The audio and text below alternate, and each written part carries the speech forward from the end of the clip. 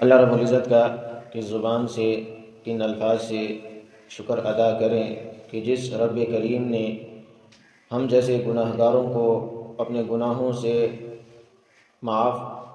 ہونے کے لیے گناہوں سے توبہ کرنے کے لیے دھلنے دھلانے کے لیے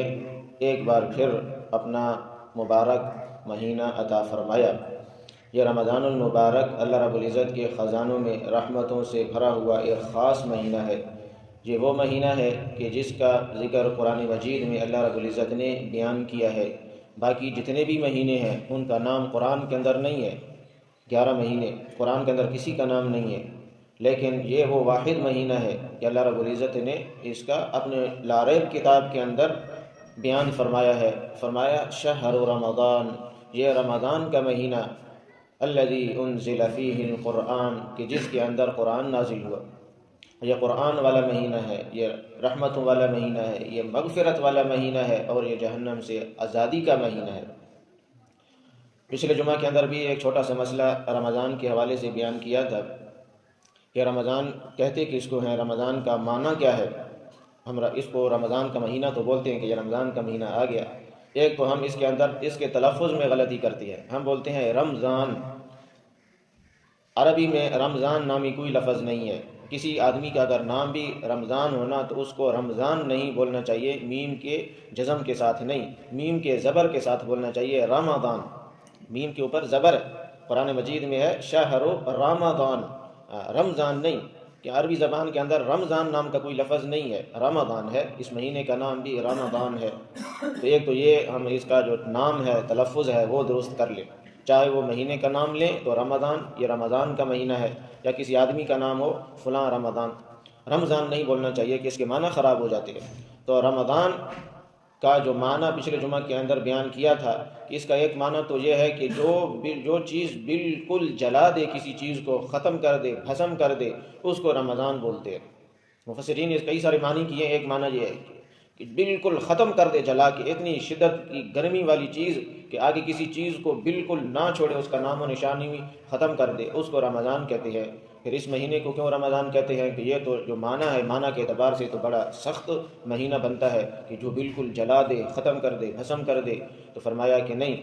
یہ جو رمضان ہے پورے 11 مہینے انسان شیطان اور نفس کے رحم و کرم پر ہوتا ہے، شیطان اور نفس کے رحم و کرم پر ہوتا ہے۔ شیطان بھی انسان کو گناہوں کی پٹڑی پہ ڈال دیتا ہے، اور نفس بھی انسان کو گناہوں کے اوپر لگا دیتا ہے۔ دو بڑے دشمن ہیں، ایک باہر کا ایک اندر کا۔ باہر کا دشمن شیطان ہے اور اندر کا دشمن نفس ہے۔ یہ دونوں انسان کو گناہوں کی غلاظتوں کے اندر پھینک دیتے ہیں، انسان گناہوں کی گندگی میں اندر لتھڑ جاتا ہے۔ پھر جب یہ مہینہ آتا ہے رمضان کا مہینہ، تو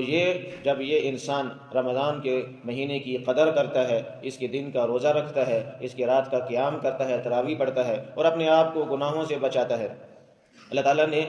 رمضان کا مہینہ جو دیا، اس کے اندر رمضان کہتے کس کو ہیں، روزہ کہتے کس کو ہیں۔ رمضان کے اندر 2 عبادتیں ہوتی ہیں، ایک دن کی عبادت ہے، ایک رات کی عبادت ہے۔ دن کی عبادت روزہ ہے اور رات کی عبادت تراویح ہے۔ ان دونوں کا آپس میں کوئی تعلق نہیں ہے۔ بعض لوگ یہ سمجھتے ہیں کہ تراویح نہیں پڑھتے، پوچھا جائے کیوں تراویح نہیں پڑھتے، یا میں نے تو کل روزہ نہیں رکھنا، اس وجہ سے میں تراویح بھی نہیں پڑھ رہا، میں بیمار ہوں اس وجہ سے میں روزہ نہیں رکھ سکتا، یا میں نے سفر پر جانا ہے، سفر کے اندر روزے نہ رکھنے کی گنجائش ہے، اس وجہ سے میں تراویح نہیں پڑھ رہا۔ بھائی روزہ اگر شرعی عذر ہے نہ رکھے وہ الگ بات ہے، لیکن اس کا مطلب یہ نہیں ہے کہ روزہ نہیں رکھنا تو تراویح بھی نہیں پڑھنی۔ تو ان دونوں کا یہ کوئی آپس میں لازم ملزوم نہیں ہے۔ اگر کوئی آدمی روزہ نہیں رکھ رہا ہے کسی شرعی عذر کی وجہ سے تو وہ تراویح تو نہ چھوڑے۔ تراویح رات کی عبادت ہے اور روزہ دن کی عبادت ہے۔ تو تراویح چھوڑ دیتے ہیں بعض لوگ اسی وجہ سے، وہ سمجھتے ہیں کہ تراویح تو روزے کے لیے ہے، روزہ میں نے رکھنا نہیں ہے، تو اس وجہ سے تراویح بھی نہیں پڑھتا۔ تو یہ بہت بڑی غلط فہمی ہے۔ تو فرمایا کہ رمضان انسان کے گناہوں کو بالکل جلا دیتا ہے، ختم کر دیتا ہے۔ جب ایک چیز مثال کے طور پر سونا ہوتا ہے یا کوئی اور دھات ہوتی ہے، وہ تیز قسم کی آگ کے اندر جب وہ دھات ڈالی جاتی ہے تو اس کے اوپر جتنا میل کچیل ہوتا ہے، جتنی ملاوٹ ہوتی ہے، جتنا کھوٹ ہوتا ہے، وہ سارا کا سارا جل جاتا ہے. وہ چیز جب بھٹی سے باہر نکلتی ہے تو بالکل نکھری ہوئی ہوتی ہے، اس کے اندر اس کے اوپر ذرا کوئی میل نہیں ہوتی ہے، کوئی ملاوٹ نہیں ہوتی ہے، سب کچھ جل جاتا ہے. لیکن جو اصل مادہ ہوتا ہے وہ نہیں جلتا، وہ بالکل نکھر کے سامنے آ جاتا ہے. اس وجہ سے فرمایا حدیث میں اللہ کے نبی نے، من صام رمضان ایمانا واحتسابا غفر له ما تقدم من ذنبه، کہ جو آدمی رمضان کا روزہ رکھے ایمان کی حالت میں اور اللہ سے ثواب کی امید کے ساتھ، تو غفر له ما تقدم من ذنبه، اس کے تمام گناہ جو پیچھے ہو چکے ہیں وہ سارے کے سارے معاف ہو جاتے ہیں، سارے کے سارے معاف ہو جاتے ہیں. اور بعض روایات میں آتا ہے کہ جب پورا مہینہ انسان روزے رکھتا ہے، رمضان کا جو حق ہے وہ ادا کرتا ہے جتنا انسان کی بس میں ہے، اپنے آپ کو گناہوں سے حتی الامکان روکنے کی کوشش کرتا ہے، تو جب آخری روزہ افطار کرتا ہے نا، آخری روزہ، اب چاند رات آنے والی ہے، اس کا آخری روزہ افطار ہونے والا ہے، پورا رمضان اس نے روزہ رکھا، تراویح پڑھی، قرآن کی تلاوت کی، ذکر اذکار کیے، تسبیحات پڑھی، آپ صلی اللہ علیہ وسلم پر درود و سلام کے نذرانے بھیجے. جب یہ چاند رات آنے والی ہوتی ہے تو یہ آدمی ایسا گناہوں سے پاک صاف ہو جاتا ہے جس طرح آج ہی ماں کی پیٹ سے نکلا ہو. ہاں، ایسا گناہوں سے بالکل پاک صاف ہو جاتا ہے، اس کے جسم پر مکھی کے سر کے برابر بھی گناہ نہیں بچتا. اس وجہ سے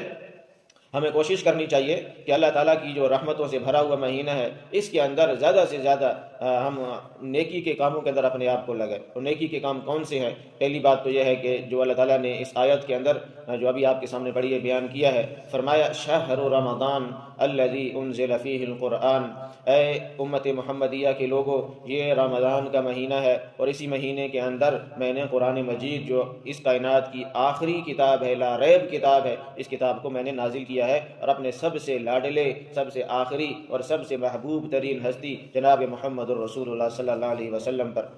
ہاں، قرآن مجید سب سے بڑی کتاب ہے آسمانی کتابوں میں سے. باقی جتنی بھی آسمانی کتابیں آئی ہیں وہ اپنے وقت تک کے لیے تھیں، اپنے زمانے تک کے لیے تھیں اور اپنے نبی کے لیے تھی، اسی امت کے لیے تھی. لیکن یہ جو کتاب نازل ہوئی ہے، نازل تو 1400 سال پہلے ہوئی ہے، لیکن اللہ تعالیٰ نے اس کتاب کو قیامت تک کے لیے نمونہ بنا دیا، اسوہ حسنہ بنا دیا، اپنی زندگی گزارنے کا اس کے اندر طریقہ بیان کر دیا. جب کوئی ایک انجینئر یا کوئی ایک سائنسدان کسی مشین کو ایجاد کرتا ہے نا، کسی مشین کو، تو اس کے مشین کے جتنے بھی پرزے ہیں اس کی مکمل ڈیٹیل اس کے پاس ہوتی ہے. یہ جو مشین میں نے بنائی ہے اس کے اندر فلاں پرزہ اس کا کام یہ ہے، فلاں پرزہ اس کا کام یہ ہے. جب وہ مشین آگے بیچتا ہے تو اس کے ساتھ چھوٹا سا ایک کتابچہ بھی دیتا ہے، اس کے اوپر ان تمام پرزوں کی تفصیل لکھی ہوئی ہوتی ہے کہ یہ جو مشین ہے نا، اس کو اس کتابچے کے اوپر لکھے ہوئے طریقے کے مطابق اگر استعمال کرو گے تو یہ مشین تمہیں فائدہ دے گی، دیر پا چلے گی، خراب نہیں ہوگی. اور اگر اس کتابچے کو سائڈ پہ رکھ دو گے اور اپنی مرضی کے مطابق اس کو چلاؤ گے کہ میں نے اپنے پیسوں سے خریدی ہے، میری مرضی جیسے میں چلاؤں اس کو، ہاں میری مرضی ہے، میں نے اپنے پیسے لگائے، اپنا مال لگایا، اپنی مرضی سے اس کو چلاؤں گا، تو وہ مشین پھر کیا ہو جائے گا، کچھ دن چلے گی پھر خراب ہو جائے گی. تو اللہ تعالیٰ نے اس کائنات کی سب سے جو بڑی مشین بنائی ہے وہ انسان ہے. سب سے بڑی مشین، پیچیدہ ترین مشین جو ہے انسان ہے. چھوٹے سا ایک وجود ہوتا ہے انسان کا 5-6 فٹ، اور اس چھوٹے سے وجود کے اندر ہزاروں قسم کی فیکٹریاں چل رہی ہیں. دماغ کی الگ فیکٹری ہے، آنکھوں کی الگ فیکٹری ہے. آنکھوں کی یہ جو چھوٹا سا ایک سائز ہے، چھوٹا سا ایک سوراخ ہے، اس کے اندر آج تک سائنسدان حیران ہے، پریشان ہے، سرگردان ہے کہ یہ چھوٹا سا آنکھ کا سائز ہے چند ایک ملی میٹر کا، اور اس کے اندر اللہ رب العزت نے یعنی خالق کائنات نے یہ جو آنکھ کے اندر بلب لگائے ہیں، وہ ایک آنکھ کے اندر 26 کروڑ بلب لگائے ہیں. 26 کروڑ بلب اس آنکھ کے اندر، 26 کروڑ بلب اس آنکھ کے اندر. اتنے چھوٹے سے سوراخ میں 26 کروڑ بلب کوئی لگا سکتا ہے؟ جو دور کو دور دکھائے، نزدیک کو نزدیک دکھائے، سفید کو سفید دکھائے، کالے کو کالا دکھائے، نیلے کو نیلا دکھائے، ہر قسم کے رنگ کو اس کے حقیقی رنگ کے اندر دکھائے. یہ تمام قسم کے انسان کی آنکھ کے اندر رنگ بھر دیے ہیں. اور ان بلبوں کو، ان لائٹوں کو چلانے کے لیے اللہ تعالیٰ نے یہ جو وائرنگ لگائی ہے، جو دماغ کے پیچھے جا کے اس کا ایک مرکز ہے، سرکٹ ہے، یہ ہر آنکھ کے اندر 13 لاکھ وائرنگ لگی ہوئی ہے. 13 لاکھ یا 26 لاکھ وائرنگ فٹ کی ہوئی ہے اس نے چھوٹے سے سوراخ کے اندر. یہ کون سی ایسی پاور ہے، طاقت ہے جو اتنے چھوٹے سے سوراخ میں 26 لاکھ تاریں گزار رہا ہے، اور وہ تاریں آپس میں وہ ملتی نہیں ہیں. وہ کیا بولتے ہیں اس کو، اسکریپ کیا بولتے ہیں، شارٹ سرکٹ نہیں ہوتی ہے. ہاں، اتنی معمولی سے سوراخ کے اندر اتنا بڑی کاریگری دکھانا، یہ کس کا کمال ہے؟ یہ رب کائنات کا، خالق کائنات کا کمال ہے. تو بات کیا چل رہی تھی کہ انسان جب روزہ رکھتا ہے اور روزے کے حقوق ادا کرتا ہے تو انسان کے جسم کے اوپر جتنے گناہ ہوتے ہیں وہ سارے کے سارے دھل جاتے ہیں۔ اس وجہ سے ہم کوشش کریں کہ رمضان کے اندر جس طرح ہم اپنے آپ کو حلال چیز سے روکتے ہیں، حلال چیز مطلب صبح سے لے کر شام تک ہم کھانے پینے سے اپنے آپ کو روکتے ہیں، بیوی کے پاس جانے سے اپنے آپ کو روکتے ہیں، اسی طرح یہ تو حلال چیزیں ہیں، اللہ تعالیٰ نے ان کو حرام نہیں کیا، صرف تھوڑے سے وقت کے لیے حرام کیا ہے نا، باقی تو حرام نہیں ہے۔ لیکن اللہ رب العزت نے جن چیزوں کو مستقلاً حرام کیا ہے، چاہے دن ہو چاہے رات ہو، چاہے رمضان کا مہینہ ہو چاہے غیر رمضان ہو، ہر وقت جن چیزوں کو اللہ نے حرام کیا ہے، کمال تو یہ ہے کہ انسان ان چیزوں سے اپنے آپ کو بچائے۔ ہوتا کیا ہے کہ ہم اپنے آپ کو حلال چیزوں سے تو روکتے ہیں، کھانا سامنے رکھا ہوا ہے، کھانے کے قریب نہیں جائیں گے، کوئی دیکھ رہا ہو یا نہیں دیکھ رہا ہو، کیوں کہ بھئی میں نے روزہ رکھا ہوا ہے، جتنی مرضی شدت کی بھوک لگی ہوئی ہو، کھانا مختلف قسم کے کھانے رکھے ہوئے، کھانے کے قریب نہیں جائیں گے، شدید قسم کی پیاس لگی ہوئی ہے، مشروبات کے ڈھیر لگے ہوئے ہیں، لیکن ان کے قریب نہیں جائیں گے، کیوں بھئی میں نے روزہ رکھا ہوا ہے۔ لیکن اسی روزے کی حالت میں زبان سے غیبت بھی ہو رہی ہے۔ فرمایا الغیبت اشد من الزنا، غیبت کرنا کسی کی یہ زنا سے بھی بدتر ہے۔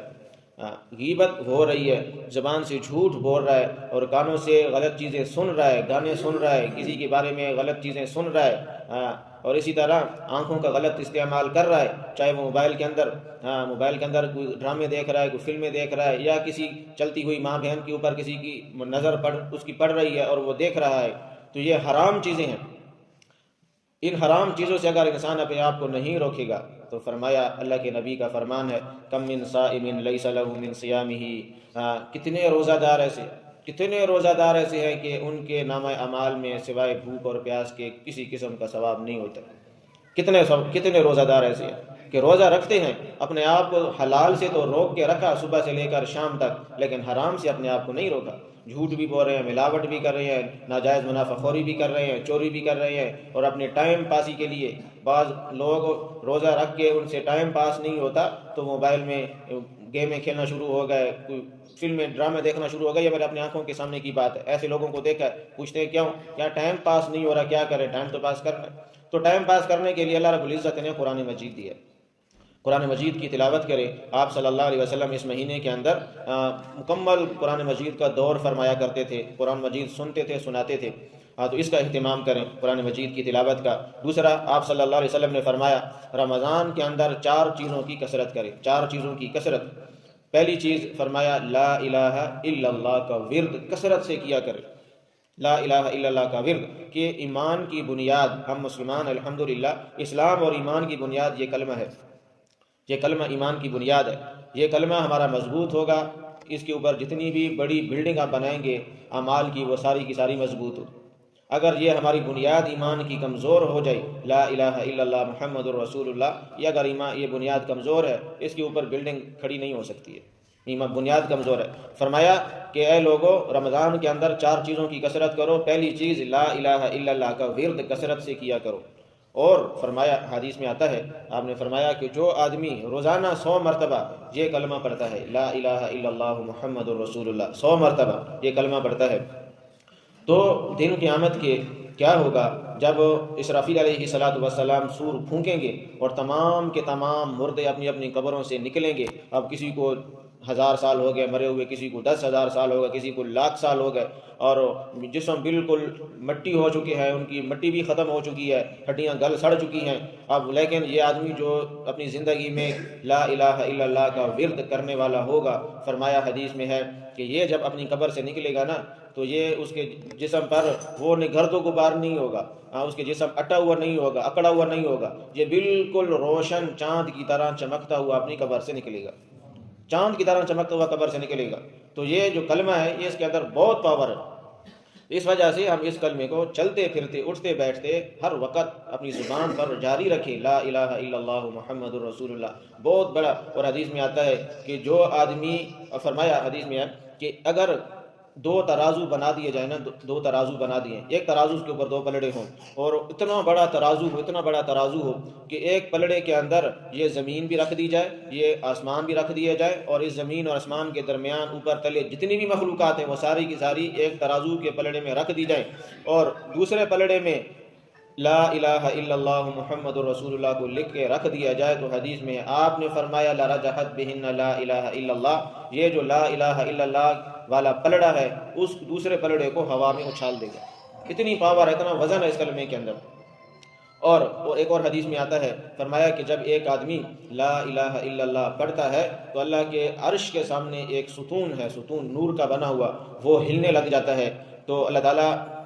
جاننے کے باوجود پوچھتے ہیں کہ تو کیوں ہل رہا ہے؟ تو وہ ستون عرض کرتا ہے، یا اللہ تیری زمین پر فلاں علاقے میں فلاں بندے نے تیرا یہ کلمہ پڑھا ہے لا الہ الا اللہ، اور ابھی تک اس کی بخشش نہیں ہوئی، اس وجہ سے میں ہل رہا ہوں۔ اللہ تعالیٰ فرماتے ہیں تو ٹھہر جا، تو سکون اختیار کر، تو گواہ ہو جا کہ میں نے اس کلمہ پڑھنے والے کی مغفرت کر دی ہے۔ تو یہ کلمہ کوئی معمولی کلمہ نہیں ہے، اس وجہ سے آپ صلی اللہ علیہ وسلم نے فرمایا، حالانکہ ذکر اذکار اور بھی بہت سارے ہیں لیکن آپ نے اس کو مختص کر دیا کہ رمضان کے اندر اس کا ورد کثرت سے کیا کرے، لا الہ الا اللہ۔ ایک تو اس کا ہم معمول بنیں، دوسرا آپ نے فرمایا استغفار کی کثرت کریں، استغفار کی، اپنے گناہوں کی اللہ تعالیٰ سے معافی مانگتے رہا کرے، کیونکہ انسان گناہ ہو جاتے، 11 مہینے ہم گناہ کرتے رہے، اس مہینے کے اندر بھی گناہ ہو جاتے ہیں، انسان ہے، گناہوں کا پتلا ہے، گناہ ہو جاتے ہیں۔ تو ہم ہر وقت استغفار بھی ساتھ ساتھ کرتے رہا کریں، استغفار اللہ سے اپنے گناہوں کی معافی مانگتے رہا کریں۔ فرمایا التائب من الذنب کمن لا ذنب لہ، گناہوں سے اپنی توبہ کرنے والا ایسا ہے جیسا اس نے کوئی گناہ کیا ہی نہیں ہے۔ اور ایک دو چیزیں یہ ہو گئی۔ تیسری چیز آپ صلی اللہ علیہ وسلم نے فرمایا جنت کا سوال ہمیشہ کرتے رہیں، اللہ تعالیٰ سے جنت کو مانگتے رہیں اس مہینے کے اندر، اور جہنم سے پناہ مانگتے رہیں۔ ایک اور مزے کی چیز آپ کو بتاتا ہوں، اس کائنات کے اندر 3 چیزیں ایسی ہیں، 3 چیزیں جن کے سننے کی جو پاور ہے نا، اللہ تعالیٰ نے بہت زیادہ رکھی ہے، سننے کی پاور۔ ایک جنت ہے، ایک جہنم ہے، اور تیسری چیز میں آگے بتاتا ہوں۔ فرمایا کہ ایک آدمی وہ کسی کونے خدرے میں جا کے بیٹھ کے، کوئی اس کو دیکھنے والا نہیں ہے، اور وہ دعا کر رہا ہے اور اللہ سے جنت کو مانگ رہا ہے، اللہ جنت الفردوس عطا فرما، یعنی دل کے اندر مانگ رہا ہے کہ اس کے اپنے کان بھی اس کی آواز نہیں سن رہے، اتنی خاموشی کے ساتھ اللہ تعالیٰ سے جنت مانگتا ہے۔ تو جنت کے اندر اللہ تعالیٰ نے سننے کی جو حص ہے، پاور ہے، وہ اتنی زیادہ رکھی ہے کہ جنت اس کی آواز کو سن لیتی ہے، اور بیٹھنے والے قریب نہیں سنتے ہیں، لیکن جنت تک وہ آواز پہنچ جاتی ہے۔ پھر وہ جنت اللہ تعالیٰ کی بارگاہ میں خود عرض کرتی ہے، یا اللہ یہ جو مجھ کو مانگ رہا ہے نا، یا اللہ تجھ سے مجھ کو مانگ رہا ہے، یا اللہ اس کو تو عطا کر دے، یا اللہ اس کو تو جنت عطا کر دے۔ پھر اللہ تعالیٰ اس کو جنت عطا فرما دیتے ہیں۔ اور پھر ایک آدمی اللہ تعالیٰ سے جہنم سے پناہ مانگ رہا ہوتا ہے، یا اللہ جہنم سے ہم سب کی حفاظت فرما، تو بالکل دل کے اندر یہ دعا کر رہا ہوتا ہے، تو جہنم کو اللہ تعالیٰ نے وہ سننے کی حص دیا کہ وہ سن لیتی ہے، وہ خربوں میل دور جہنم وہ سن لیتی ہے۔ پھر وہ جہنم اللہ تعالیٰ سے خود دعا کرتی ہے، یا اللہ یہ مجھ سے پناہ چاہ رہا ہے، یا اللہ اس کو مجھ سے پناہ عطا فرما۔ جنت بھی دعا کرتی ہے، جنت بھی، جہنم بھی دعا کرتی ہے۔ تیسری چیز، جب ایک انسان آپ صلی اللہ علیہ وسلم پر درود پڑھتا ہے، چاہے وہ زبان سے اونچی آواز سے پڑھے، چاہے وہ دل میں پڑھے،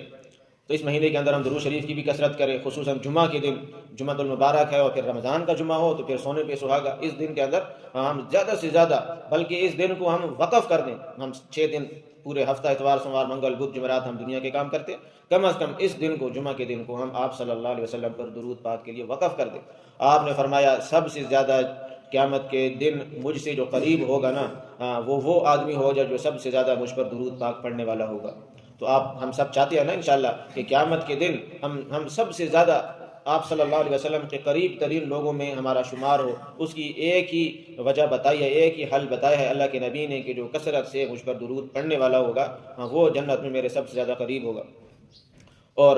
یہ درود شریف وہ عبادت ہے، جب ایک انسان درود پڑھتا ہے تو اللہ تعالیٰ اس پر رحمت نازل فرماتا ہے۔ فرمایا 1 مرتبہ درود پاک پڑھنے پر اللہ تعالیٰ 10 مرتبہ اس بندے پر رحمت نازل فرماتے۔ اور یہ وہ عبادت ہے جو اللہ تعالیٰ خود بھی کرتا ہے۔ اللہ تعالیٰ معبود ہے، اللہ کی عبادت کی جاتی ہے، لیکن